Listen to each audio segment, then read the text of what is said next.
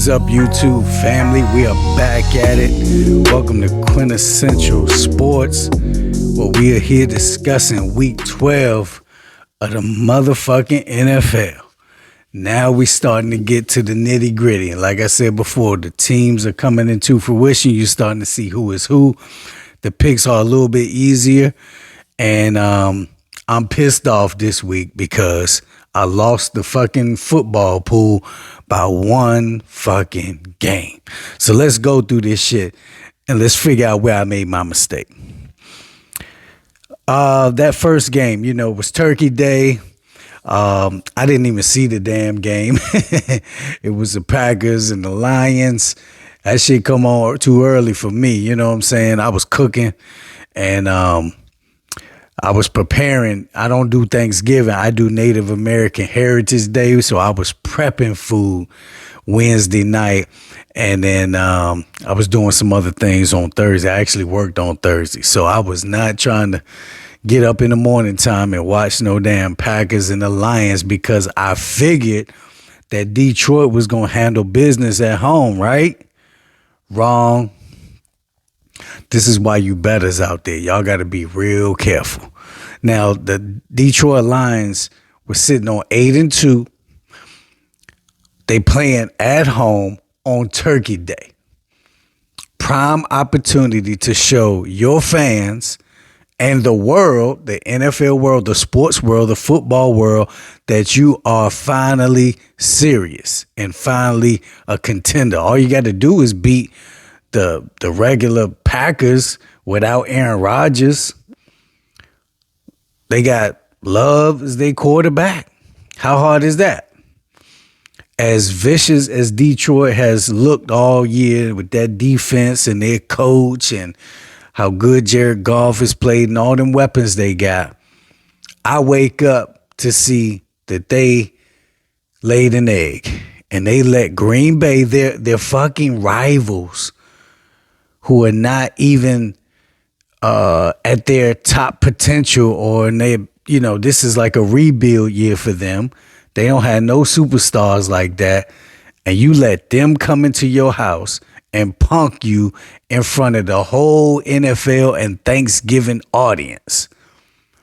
Now, see, this is why nobody takes Detroit seriously, even when they're good. Now, right before this game, there was a stat that came out that said that the Lions hadn't been 8-2 since 1960 something or some shit.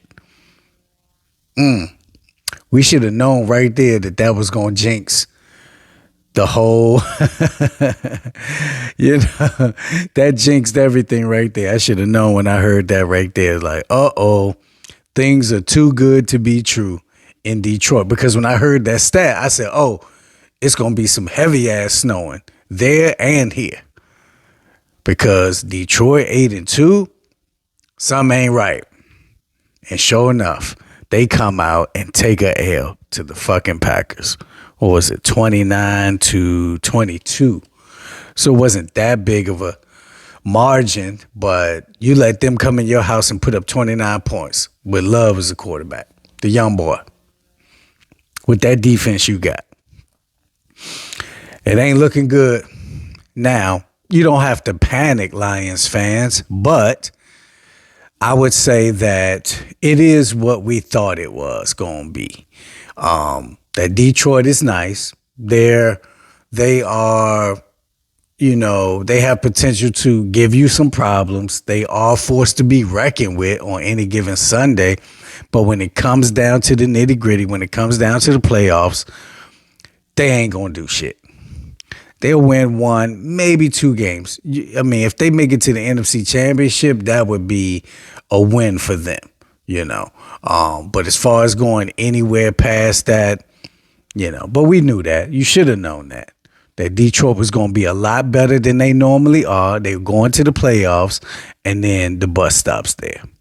So the next game was Washington at Dallas. Now, I got some homies that are hardcore Washington fans, and I told them before the game, I said, let's just hope that Washington doesn't lose to Dallas 50-7. Now, for a long time, that the score of that game was 20-10, and Washington had a couple of opportunities to cut it to 20-13, 20-17, and they blew both opportunities that I heard. I was listening to it on the radio while I was driving, and when they couldn't get that 3rd and 1, and then they couldn't get that 4th and 1, I turned the shit off.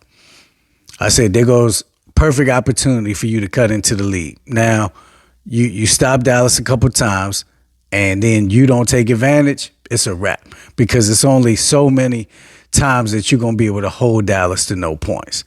You know, they putting up crazy numbers right now. So you got to take advantage. You got to be able to put the pressure on them. See, when Dallas messes up is when the pressure is on. When they got to come back and when they got to hold leads or when they in a real tight-knit game, that's when they make mistakes. That's when they choke. They've been doing that for 26 years now. You know what I'm saying? So if you don't put the pressure on, they are great front runners, you know, and that's exactly what they're going to be this year. They're going to beat up on all the bad teams, but when they play good teams, they shit the bed. They just can't get over that hump. So expect Dallas to do the same thing. They'll go to the playoffs, and then when they play real contenders, when they play Philly, when they play San Fran, they're going to wet the bed. Now, they have the potential to beat one of those teams, but when they face the other one, that's when they going to get whipped. Their best bet is to avoid both of them and hope they can play somebody like Detroit or one of these other bum-ass NFC teams that will make it to the playoffs. But once they face the real contenders, you know, you can see Dallas going to the NFC Championship, but they're going to lose. And then if they go to Super Bowl, they really going to lose. So, sorry, Dallas fans, another failed year for you. Washington, nobody expects anything from Washington. They should be better than they are, but at this point, you know, you just got to clean house with all their coaches because they got a lot of big name players over there on that team. And for them to be underachieving like this, especially on the defensive side, something ain't right. So before you can get rid of all these players that you've invested money and draft picks in, the easiest thing to do is just clean house with the coaches. And you saw Jack Del Rio get fired. And that's that. And Ron should have been right out the door with him. But I understand out of respect and different things, they want to just let this go to the end of the year and transition it the right way. But everybody knows what's coming. Ron knows what's coming. He should already have his shit back. Because he's a defensive-minded coach. So some of that blame has to go on him. And he's the GM. So he the one that picked all these players. So it's time, Ron. See ya. And wouldn't want to be. But he's a Hall of Fame guy. Much respect. Everybody loves him individually. But we thought he could maybe be the one to bring some success to Washington. But once again, for Washington, it just ain't going to happen. Now, I live in the DMV area, so of course, we pull for our home teams, except for the Wizards. Nah, don't ever pull for the Wizards. You know what I'm saying? But of course, Washington has such a grip on the city that if you love where you live, then you got to pull for the Washington guys, especially now that Daniel Snyder's gone, and especially me being Native American and black, and then them getting rid of that redskin bullshit name. You know, they got my love, but I ain't going to waste my time being a fanatic. No, sir. I know not to be a hardcore Washington fan. You know what I'm saying? You got to love them from a distance, just like family. So, next you had the nightcap was the 49ers versus the Seahawks. It was a tricky pick, but when you really look at it, you know that the 49ers are better than Seattle. You know what I'm saying? You figured Seattle had a chance because they're at home, but after those 3 L's that San Fran took, it was like, okay, that was like a wake-up call for them. So they on everybody's ass right now. They smacking people in the mouth. They getting ready for the playoffs. So I picked San Fran, and I'm sure many of y'all did too. So that was really nothing to see there. And they blew them out by 14. I mean, it ain't too bad, but they let them put 31 up on them. Then you had Miami beating the Jets. We ain't got to talk about that game. 34-13. It is what it is. Tampa Bay at Indianapolis. This one got me.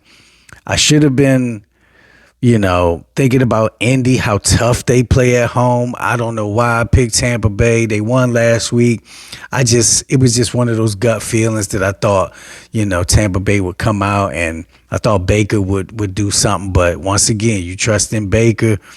He should be beating these bum ass quarterbacks that Indy and these other teams got. But once again, it just shows you that Baker can't get his team elevated over the top. For games like this, you should go on the road and beat these teams. But and they only lost by 7. But you gotta go out there and make plays. That's what separates you from the better quarterbacks. And that one really hurt me right there. That might have lost me the money right there.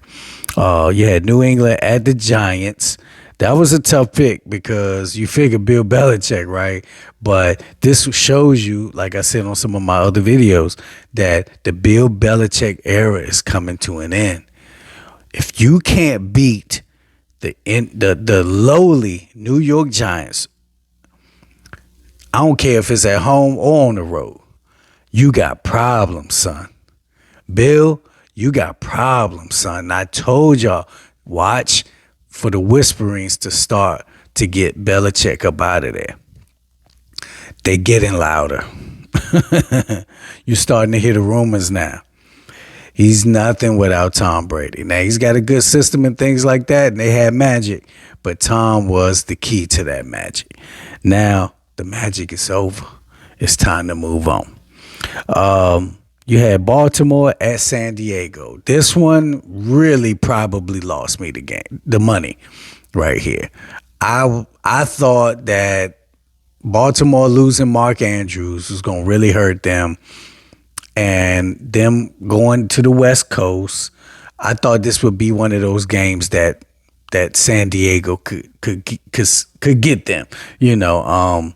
San Diego, they've been blowing games all year, and I figure they got to show up for something, right? They at home, right? They got to show up for one of these games, right?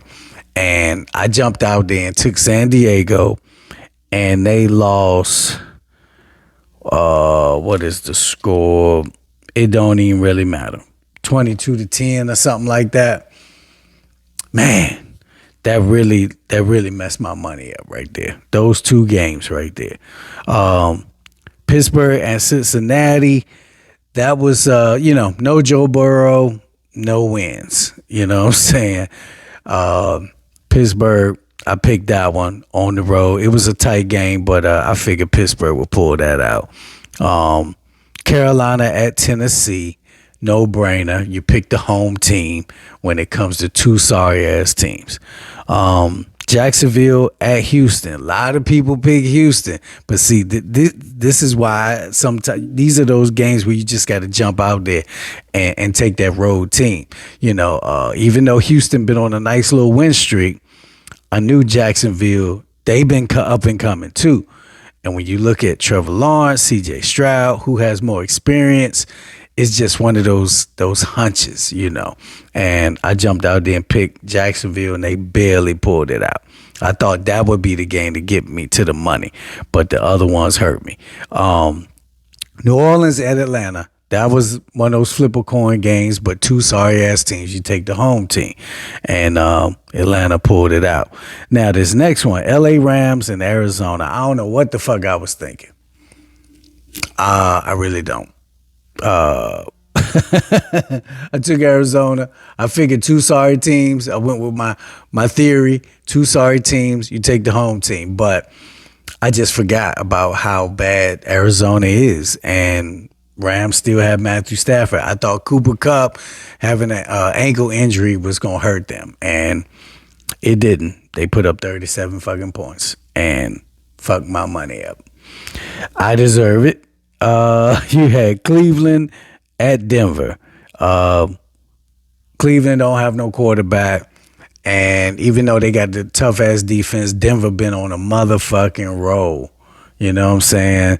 Can't knock the hustle. So I took Denver, playing at home to keep the streak going. Now they doing some things. Now it's gonna get real interesting with them as far as playoff runs go. Now you had Buffalo at Philly. Woo! What a game. That was crazy right there. That was a crazy game. Very interesting game. Buffalo came out and slapped Philly in the mouth. Like a lot of these teams be coming out and they be slapping Philly in the mouth. That's why I be looking at Philly with the side eye when it comes to playoffs and when it comes to Super Bowl. Whenever they start talking Super Bowl, I'm looking at Philly like, I don't know. Because they've been winning a lot of close-ass games. They ain't really been dominating teams like they should be. And, I mean, you got to give them credit, especially their coaching staff, for pulling these games out. I mean, the players too, of course.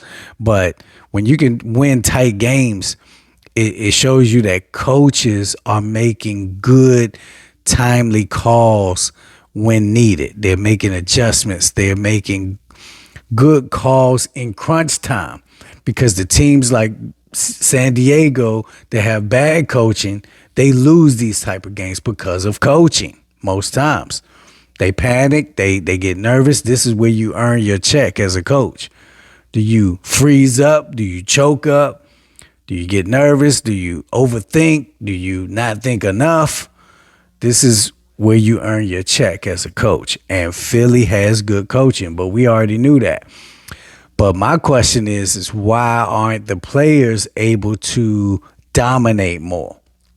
With all the superstars and the good defensive line and the good offensive line they have, why are they not beating teams by more than this? Why are they not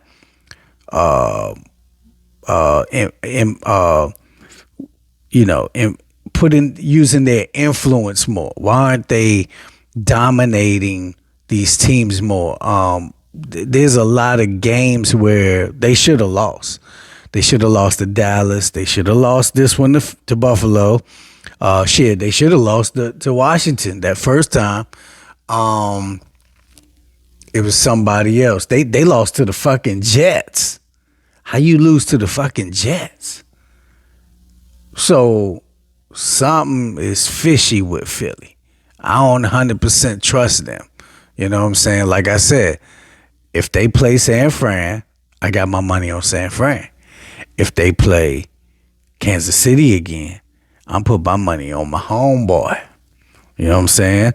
And it's going to be fun, though. We'll see. But Buffalo, y'all getting to the point where y'all about to have to cancel Christmas. Like, they trying to fall flat out the playoff race. How many games y'all going to lose? Like, this one is a crusher. This one right here could put them in the dumps. This one could end their season.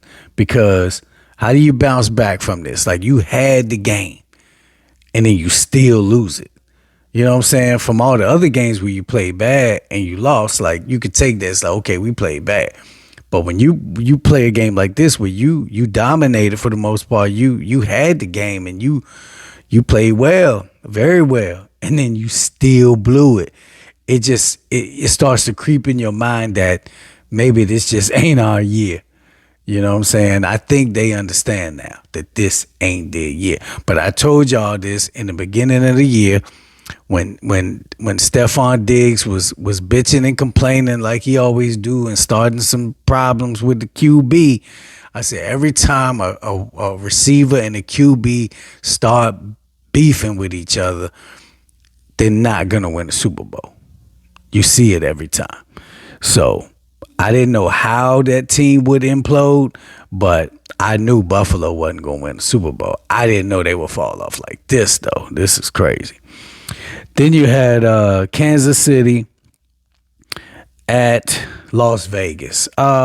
We ain't got to talk about that game. We We knew Kansas City gonna bounce back from that L they took to Philly. They should have won that game. So of course they were pissed, and they gonna come out and show and prove against Las Vegas. That was a no-brainer.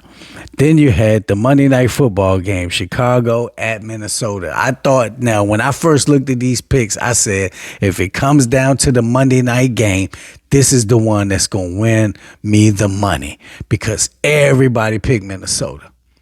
And I jumped out there and I just kept seeing visions of Justin Fields.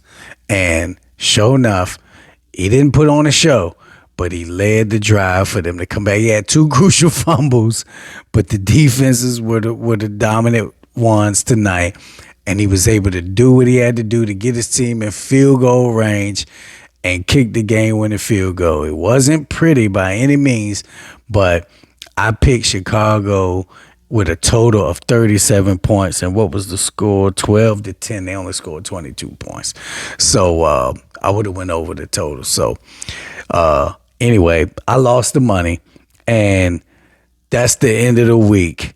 Until next time, I holla.